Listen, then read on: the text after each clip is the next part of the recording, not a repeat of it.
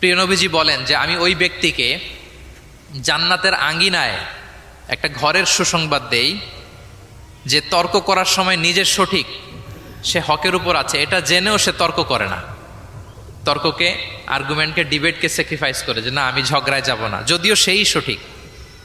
এরকম স্যাক্রিফাইস যে করে জান্নাতের আঙ্গিনায় তাকে আমি একটা ঘরের সুসংবাদ দেই।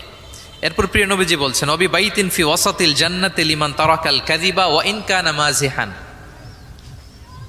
আর আমি ওই ব্যক্তিকে জান্নাতের মাঝামাঝি স্তরে একটা ঘরের সুসংবাদ দিচ্ছি যে ব্যক্তি কৌতুক করেও মিথ্যা বলে না।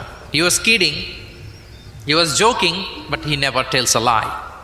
মজা করতেছে, জোক করতেছে, কিন্তু জোকের মধ্যেও সে কি করে না, মিথ্যা বলে না। তাকে জান্নাতের মাঝামাঝি স্তরে আমি একটা ঘরের গ্যারান্টি দিচ্ছি।